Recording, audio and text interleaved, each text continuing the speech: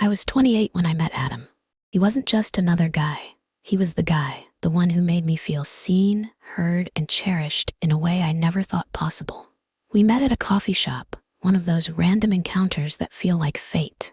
I remember how he smiled at me when he handed me my coffee. It wasn't just a polite smile.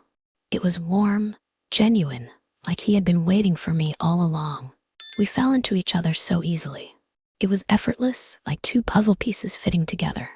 He made me laugh with his silly jokes, sent good morning texts before I even woke up, and always remembered the little things.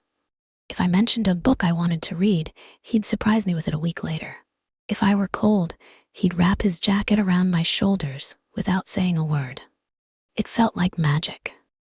Within a year, we were married. I walked down the aisle with my heart full of hope, believing I had found the love that would last forever. Everything about our life together felt perfect, at least in the beginning. Adam was the kind of husband people envied. He held my hand in public, kissed my forehead just because, and made me feel safe. Every night we'd talk for hours about our dreams, our future, and all the places we wanted to see together. He made me feel like the most important person in the world. I remember our first year of marriage vividly. Sunday morning pancakes, spontaneous road trips, and late night whispers under the covers. He was attentive, always making sure I was okay. He'd send me texts in the middle of the day just to say he missed me. And when I was exhausted from work, he'd tell me to sit down while he made dinner. For the first time in my life, I felt truly loved, and I gave him everything in return. I trusted him. I believed in us. But looking back now, I realized something. Maybe I was so caught up in the idea of love that I ignored the signs, the small moments that hinted at something shifting beneath the surface. Because love doesn't disappear overnight. It fades slowly, quietly, like a candle burning out, and I never saw it coming. At first I didn't notice it. It wasn't sudden like a door slamming shut. It was slow, creeping in like a shadow stretching across the room as the sun set. At first I told myself it was nothing. People change and love evolves. But deep down, something inside me whispered that this was different. Adam was still there, still waking up next to me, saying goodnight, but it no longer felt the same. The warmth in his touch faded. His words grew shorter, his laughter less frequent. The small moments, the ones that had once made us feel so close, started disappearing one by one.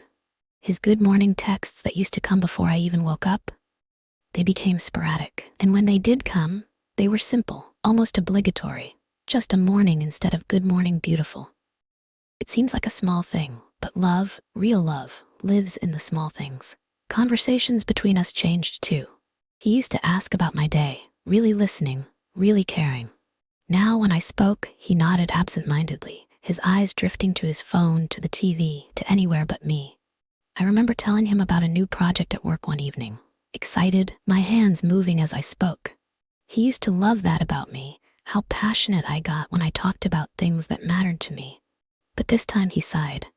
"Why do you always talk so much?" His words weren't loud, they weren't even cruel, but they cut deep. I laughed, thinking it was a joke. But he didn't laugh back. And in that moment, I felt something inside me shrink. I told myself it didn't mean anything, that maybe he was just tired. But once you notice something, you can't unsee it. I started watching him more closely, paying attention to things I had ignored before. He stopped holding my hand. Before, it had been second nature, a silent promise that he was there, that he wanted to be close to me. Now, when we walked together, there was space between us. It wasn't just physical, it was something else, something bigger. I started waiting for him to reach for me, but he didn't. The space between us grew wider in other ways too. He started coming home later, blaming work, always work. I tried not to let it bother me. I waited for him like I always had, watching the clock, hoping that when he walked through the door, he'd smile the way he used to, that his arms would wrap around me and erase this feeling that had begun to take root in my chest. But when he did come home, his greetings were brief, his words short. A quick kiss on the cheek that barely touched my skin. A distracted hey, before he disappeared into his phone, his laptop, his own world where I no longer seemed to exist. And then came the silence. At first I didn't think much of it. Not all silences are bad, but this silence was different. It wasn't the comfortable kind we used to share, the kind where words weren't needed because we just understood each other. This silence was heavy. It pressed down on me and filled the room even when we were sitting right next to each other. One night, I finally asked him, "Is something wrong?" He looked up from his phone, barely meeting my eyes. "What do you mean?" "I don't know," I hesitated. "You just feel different." He sighed, setting his phone down. "You're imagining things." That was the end of the conversation. Just like that. No reassurance, no explanation. And I wanted to believe him. I wanted to believe that I was overthinking, that my mind was playing tricks on me. But something in my gut told me otherwise. Because love doesn't just fade without a reason. It doesn't just disappear overnight. It unravels thread by thread, moment by moment, until one day you wake up and realize the person you love is still next to you. But they feel a million miles away. And that's exactly how I felt. It started slowly. Small things that seemed unimportant at first. A change in tone, a look that lingered just a second too long, a sigh when I spoke. At first, I brushed them off. Relationships go through phases, I told myself. People get comfortable. They stop being as attentive, as expressive. But deep down, I knew this wasn't just comfort. It was something else. I still remember the first time his words really hurt me. Not just in passing, not just an offhanded comment, but something that settled inside me, something that I carried long after he said it. I was cooking dinner, his favorite dish. I had spent the whole day thinking about it, remembering how he once told me it reminded him of home. When he walked in, I smiled. "I made your favorite," I said softly, waiting for his reaction. He barely looked up. "Oh," he muttered, dropping his bag on the chair. I waited for him to sit down, to take a bite, to say something, anything. When he finally did, he poked at the food with his fork, took a small bite, and shrugged. "It's fine." Just 2 words. That's all he said. Not "thank you," not "this is great." Just fine. I tried to ignore the way my heart sank, the way my stomach twisted into knots. It was just food, right? It didn't matter. But it wasn't just about the food. It was about the way he didn't even see how much I had tried. How he didn't even seem to care. I told myself not to dwell on it, but then it started happening more. One night, I sat next to him on the couch, leaning my head on his shoulder the way I always used to. It was something we did often in the beginning, curled up together, just enjoying the silence. But this time, instead of pulling me closer, he sighed and shifted away. I sat up. "Are you okay?" He rubbed his temples. "I just need space, okay?" Space from me? He never needed space before. We used to crave each other's presence. But I nodded, even though I didn't understand. "Okay," I whispered, even though it hurt. And then came the words. They weren't loud. They weren't cruel in the way that people imagine fights to be. They were quiet and passive, like small paper cuts that you don't notice until they start to sting. "You always talk too much. You overthink everything. Not everything has to be about you. Why do you make such a big deal out of everything?" Each sentence took something from me. At first I tried to argue. "I don't talk too much. I just like sharing things with you." He rolled his eyes. "See, this is what I mean. You always have to explain yourself." So I stopped explaining. I stopped sharing. I started questioning myself. Maybe I did talk too much. Maybe I was overthinking. Maybe the problem wasn't him. Maybe it was me. So I adjusted. I made myself smaller. I chose my words carefully, measuring them before I spoke, making sure they wouldn't annoy him. I stopped talking about my day and stopped telling him the little things that used to bring us closer. If something funny happened at work, I kept it to myself. If I was struggling with something, I didn't bring it up. I thought if I gave him what he wanted, less of me, he would love me more. But it still wasn't enough. One night, I finally broke. We were sitting at the dinner table, eating in silence like we had been for weeks. I couldn't take it anymore. "Do you still love me?" I asked. He sighed heavily, not even looking up. "Can we not do this right now?" His voice was exhausted, like I was nothing more than a burden. I nodded. "Okay." But something inside me cracked. I pushed my food around my plate, my appetite gone. I wanted to cry, but I swallowed it down. I had spent so long trying not to upset him, trying not to be too much, that I had forgotten how to be myself. After dinner, he went straight to his phone, scrolling mindlessly, disconnected. I watched him, realizing that the man sitting across from me felt more like a stranger than the person I had built a life with. I wanted to tell him. I wanted to scream, "Do you even see me anymore? Do I even matter to you?" But I didn't, because deep down, I already knew the answer. I started living carefully, too carefully. I had always believed that love should feel safe, that being with someone meant you could be yourself, completely, unapologetically. But now, every step I took, every word I spoke, felt like stepping onto fragile glass. One wrong move, one wrong word, and it might all shatter beneath me. I learned to read the air before I spoke. If his shoulders were tense, if his sighs were heavier than usual, I stayed quiet. If he came home in a bad mood, I made sure not to ask too many questions. If he sat scrolling on his phone, his expression blank, I convinced myself that he just needed space. But deep down, I knew it wasn't about space. It was about distance, a distance that grew wider every day. I stopped expecting warmth from him. I stopped waiting for affection, for the small gestures that used to make me feel loved. Instead, I focused on avoiding mistakes, or at least what he saw as mistakes. One night, I bought myself a small gift, just a book, something simple, something I had wanted for weeks. I hesitated before placing it on the table, wondering if he would notice. He did. "You bought that?" he asked, his tone flat. I nodded, suddenly feeling guilty. "Yeah, just a book," he scoffed, shaking his head. "You always spend money on useless things." It was just a book. But to him, it was proof that I was selfish, that I didn't think about him enough. That's what he always said, that I was too focused on myself. I didn't argue. I just lowered my head, telling myself that maybe next time I shouldn't buy anything at all. Then came the fear of resting. There were days when my body felt exhausted, when I just wanted to sit for a moment and breathe. But the moment I did, the moment I let myself relax, his words would come.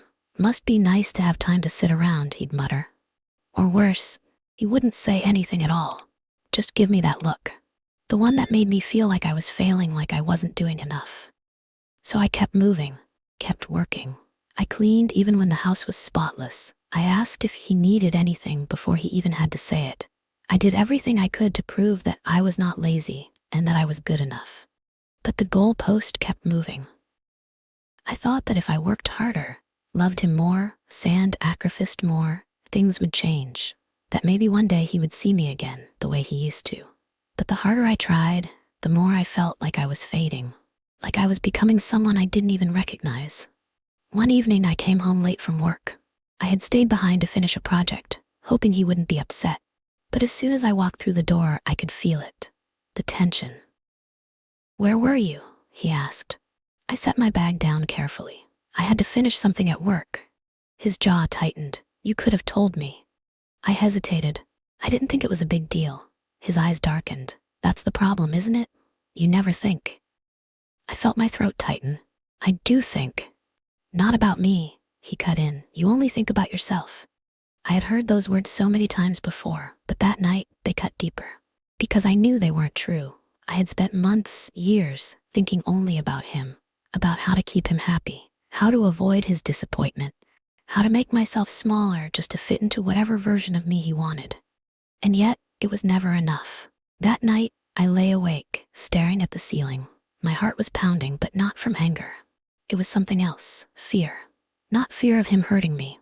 No, he had never laid a hand on me, but fear of something worse, fear of losing myself. Because somewhere along the way, I had stopped being me. I had become someone who flinched at silence, someone who questioned every decision, someone who felt guilty for things that should never have been a source of guilt. I had become someone who walked on eggshells in her own home. And the worst part? I didn't know if I could stop. It happened on an ordinary day. Not during a fight, not in the middle of some dramatic argument. Just a quiet, unremarkable evening. I was in the kitchen, cleaning up after dinner. My hands were wet and soapy, moving automatically over the dishes. Adam was sitting on the couch, scrolling through his phone, not saying a word. It was the kind of silence that had become normal between us, the kind that no longer felt like peace, but distance. Then the glass slipped. I had been holding it too loosely, too carelessly. It fell to the floor, shattering into 100 tiny pieces. The sharp sound cut through the air, startling me. My hands froze, water dripping from my fingertips. I stared at the mess, my heart pounding. Before I could move, before I could react, I heard his voice. "Of course," he muttered. "You never pay attention." I looked up at him. His eyes weren't on me. He didn't even look up from his phone. Just a sigh, just another moment of frustration, another reminder that nothing I did was ever enough. Something inside me snapped. Not loudly, not in anger, but quietly, in a way that felt irreversible. I knelt down to pick up the shards of glass, but my hands were shaking. A small piece pricked my finger, and I watched as a thin line of red appeared on my skin. I barely felt it. The pain was somewhere else, somewhere deeper, because this was it. This was my life. Walking on eggshells, measuring every word, holding my breath, waiting for his approval, waiting for something that was never going to come. I sat there for a long time, my knees pressing into the cold tile floor, my hands trembling. My breath is uneven. I thought about all the times I had apologized for things that weren't my fault. All the times I had made myself smaller, quieter, easier. All the times I had convinced myself that if I just tried a little harder, if I just loved him enough, maybe he would love me back the way he used to. And in that moment, the truth hit me harder than I was ready for. It was never about me. It was never about what I did or didn't do. I could give and give until there was nothing left of me, and it still wouldn't be enough. Because he had already decided that I wasn't enough. Tears blurred my vision, but I didn't make a sound. I didn't want him to hear me crying again. He hated it when I cried. "You make everything about you," he had said once when I broke down in front of him. So I stayed silent. But inside, something was shifting. I was done begging for his kindness. I was done proving my worth to someone who had already stopped seeing me. I slowly stood up, wiping my hands on a dish towel and pressing against the tiny wound on my finger. It wasn't deep, just a scratch. But I knew this wasn't just about a broken glass. It was about a broken version of myself that I could no longer pretend to hold together. And for the first time in a long time, I wasn't afraid of what came next. But knowing the truth and acting on it were two different things. I wanted to believe that maybe this was just a rough patch, that maybe if I told him how I felt, things would change, that maybe if I tried one more time, he would finally hear me. So I did. That night, after we got into bed, I turned to him. My voice was quiet, almost afraid to break the silence between us. "Adam," I said. He didn't respond. He kept scrolling on his phone, his face illuminated by the blue light. I swallowed. "Can we talk?" His sigh was immediate, heavy, exhausted. "About what?" I hesitated, choosing my words carefully. "About us." He didn't even look at me. "What about us?" My chest tightened. "Do you even love me anymore?" His fingers paused over the screen, but only for a second. Then he set his phone down, rubbing his face. "Why do you always have to start these conversations?" His words stung, but I pushed forward. "Because I feel like I'm losing you." He shook his head, exhaling sharply. "You always make things so dramatic." I bit my lip. "I'm not trying to. My voice cracked. "I don't feel like you care anymore." Silence. Then finally he looked at me, and for the first time I saw it. Not indifference, not anger, just emptiness. Like whatever part of him had once loved me had long since disappeared. He sighed again, running a hand through his hair. "I don't know what you want me to say." I wanted him to fight for me. I wanted him to tell me I was wrong, that he did love me, that things would get better. But he didn't. He just turned over and said, "I'm tired. Let's talk tomorrow." But we wouldn't, because there was nothing left to say. I lay there in the dark, staring at the ceiling, feeling the weight of everything crashing down on me. This was it. This was the moment I had spent months avoiding. The moment where I had to face the truth I already knew, but didn't want to admit. I wasn't losing him. I had already lost him. And now I had to figure out what to do next. The morning after that conversation, I woke up to an empty bed. Adam had already left for work, or maybe he had just left. I didn't know. I didn't ask. I lay there, staring at the ceiling, feeling the weight of everything pressing down on me. For months, no years, I had been trying to fix us. I had been trying to become the version of myself that he wanted, bending, adjusting, sacrificing, and yet nothing had changed. If anything, things had only gotten worse. I had given everything, and I had lost myself in the process. I rolled over, staring at my reflection in the mirror across the room. My face looked tired. My eyes looked empty. When had I stopped recognizing the person looking back at me? I thought about all the times I had swallowed my words, held back my tears, and apologized when I wasn't wrong. I thought about how I had tiptoed around his moods, afraid of saying or doing the wrong thing. And for what? For love? If this was love, why did it feel so lonely? The realization settled in slowly, like the final piece of a puzzle clicking into place. I couldn't keep living like this. I couldn't keep waiting for him to wake up one day and see me again. I had to choose myself. But knowing something and acting on it are two very different things. I sat up, my hands gripping the sheets, my breath shaky. What did it even mean to choose myself? What did that look like? I had spent so long existing in his world, in his expectations, that I didn't even know where to start. I decided to do something small. I got out of bed and made coffee. Not for him, but for me. I sat by the window, letting the warmth of the cup seep into my fingers. I watched the world outside, people walking, cars passing, life continuing. And for the first time in a long time, I asked myself a question I hadn't dared to ask. What do I want? Not what would make Adam happy. Not what would keep the peace. What do I want? And the answer was so painfully simple. I wanted to breathe. I wanted to feel light again. To wake up without fear, without that sinking feeling in my chest. I wanted to exist without waiting for someone else to validate me. I wanted to remember who I was before him. So I started small. That afternoon, I left the house without telling him. It wasn't an act of rebellion. It wasn't to hurt him. It was just for me. I walked to a cafe, ordered a coffee, and sat alone at a table by the window. The world around me felt louder than usual, buzzing with conversations, laughter, and life. I had forgotten what that felt like. I pulled out my phone, instinctively checking for messages from Adam. There were none. And for the first time, it didn't hurt. Instead, I felt something else. Relief. I took a deep breath, holding it for a moment before letting it out slowly. I had spent so much time drowning in silence, in unspoken pain, in waiting. But here in this small cafe, with no one to answer to, I felt free. It was a small moment. Insignificant, maybe, but to me it was everything. It was the first step toward myself. That night when Adam came home, he barely looked at me. "Where were you?" he asked, his voice neutral. "I went out." My voice was steady and calm, his brows furrowed. "You could have told me." I met his gaze, something inside me unshaken for the first time in a long time. I didn't think I needed to. A beat of silence, a flicker of something in his expression, confusion, irritation, maybe even surprise. But I didn't explain myself. For so long I had felt the need to justify everything, to make sure he wasn't upset, to prove that I wasn't being selfish. But not this time. This time, I let the silence hang between us, because I wasn't asking for permission anymore. The days that followed were different. I started doing things I had stopped doing. The little things that once made me feel alive. I went for walks, not to clear my head from an argument, but simply because I enjoyed them. I called my friends, reconnecting with voices I had distanced myself from. I read books that had been gathering dust on my shelves.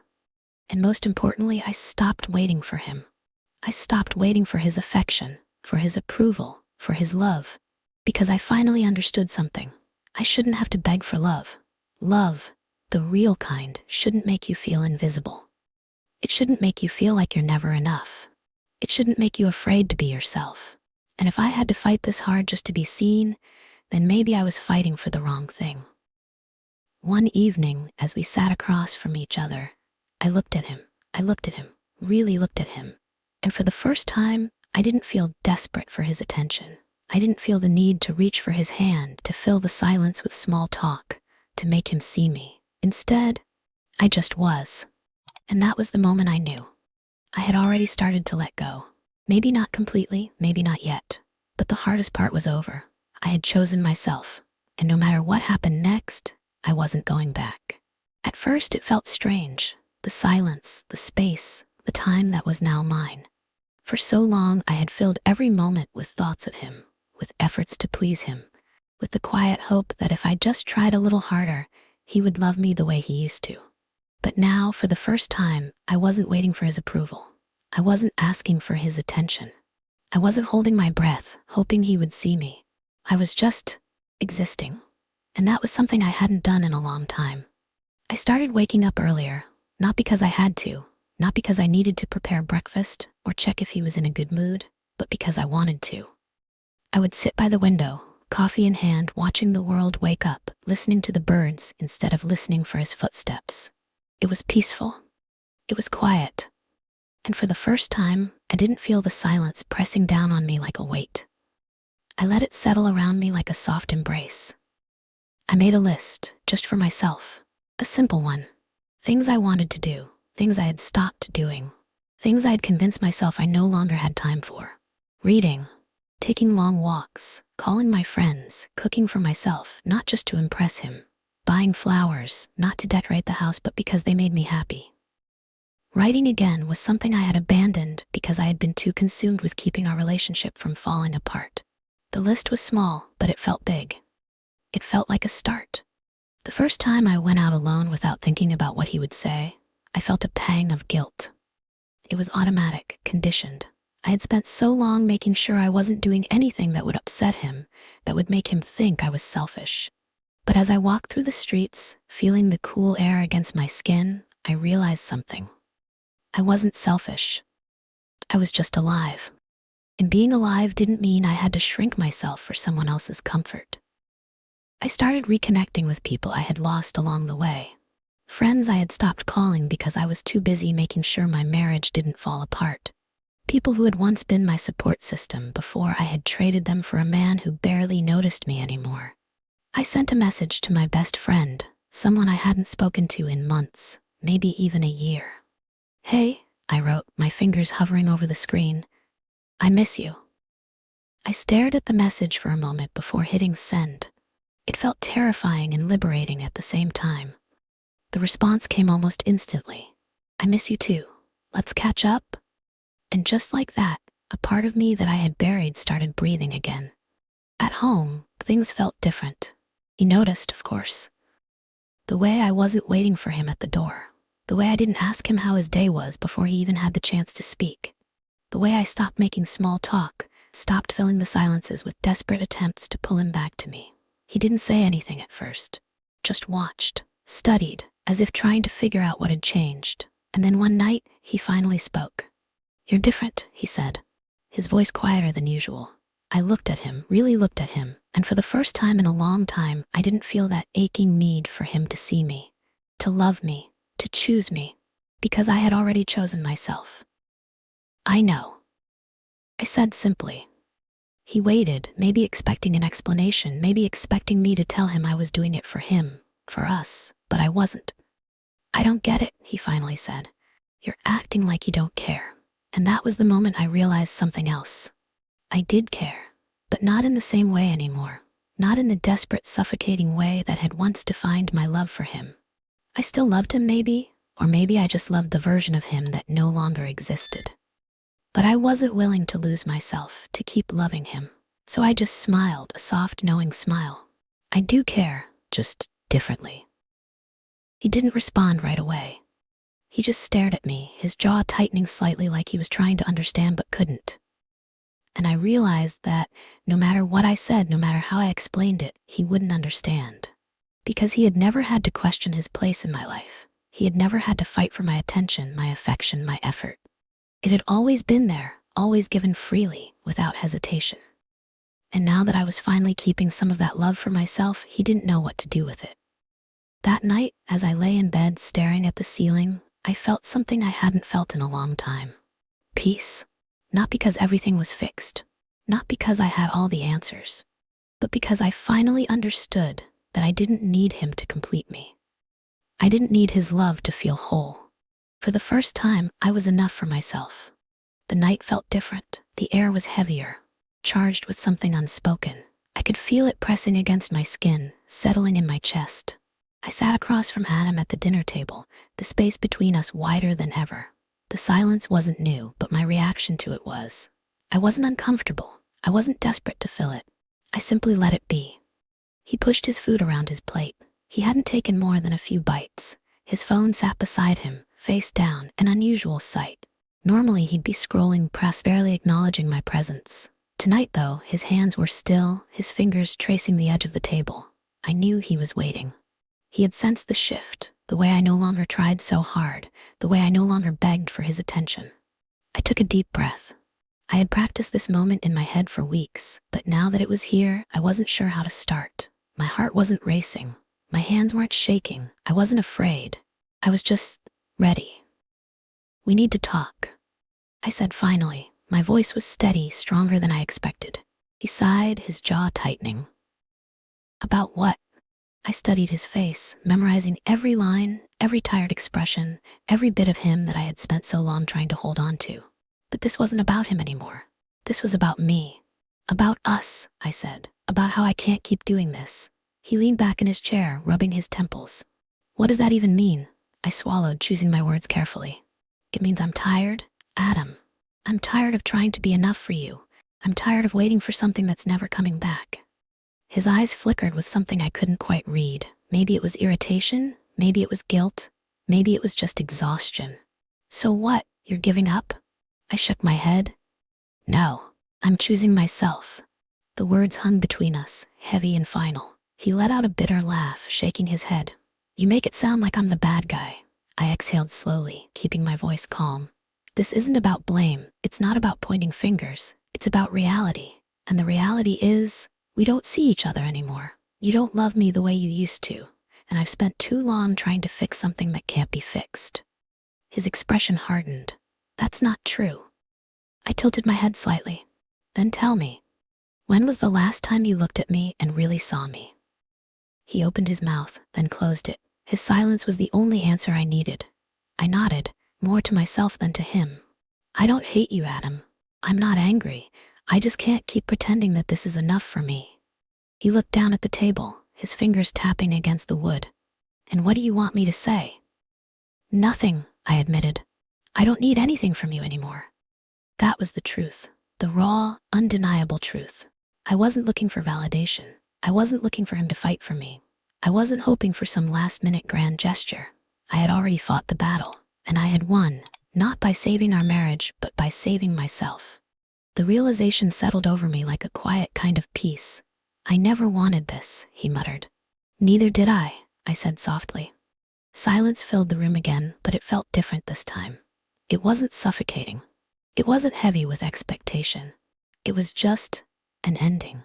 I stood up, pushing my chair back slowly. My movements were deliberate, unrushed. He watched me, waiting for something. Maybe for me to take it back, maybe for me to change my mind. But I wouldn't. I walked to the window, looking out at the street below. The city was alive, people moving, lights flickering. Life was still happening, even as mine was shifting into something unknown. "I don't know what happens next," I admitted, more to myself than to him. "But I know I can't stay where I am." He didn't argue. He didn't try to stop me. And that, more than anything, told me that this was the right choice. I turned back to him one last time, offering a small, sad smile. "Take care of yourself, Adam." Then I walked away. Not in anger, not in heartbreak, but in strength. Because for the first time in a long time, I wasn't walking on eggshells. I was walking towards myself. I never imagined it would end this way. Not with a fight, not with doors slamming or words thrown like weapons, but with silence. A different kind of silence. One that didn't feel heavy or suffocating, but necessary. A silence that marked the closing of one chapter and the quiet beginning of another. The first morning I woke up alone, it felt strange. The bed felt too big. The apartment felt too quiet. I stood in the kitchen, staring at the empty chair where Adam used to sit, and for a moment, doubt crept in. Had I made the right choice? Had I walked away from something I should have tried harder to fix? But then I caught my reflection in the window, and for the first time in a long time, I saw myself. Saw myself. Not the woman who spent years trying to be enough for someone who couldn't see her worth. Not the woman who questioned every word, every step, every breath. But the woman who had finally chosen herself. I wasn't completely healed. Healing isn't a switch you flip or a finish line you cross. It's slow and uneven. Some days I felt lighter and freer, as if a weight had been lifted off my shoulders. On other days, the loneliness settled in, and I had to remind myself why I left. But even on the hardest days, I didn't regret it, because for the first time I wasn't waiting. I wasn't shrinking. I wasn't apologizing for taking up space. I started doing things I had forgotten I loved. Walking in the park without checking my phone, reading books without feeling guilty for not being productive, playing music just because it made me happy. I stopped worrying about whether I was too much or not enough. I just let myself be. And in that space, I started to rebuild. Somewhere along the way, I realized something. I had spent so much time searching for love, chasing validation, hoping someone would choose me. But the love I had been looking for, the kind that made me feel safe, seen, whole, wasn't something Adam could have ever given me. Because it was never his to give. It had always been mine. I still don't know what the future holds.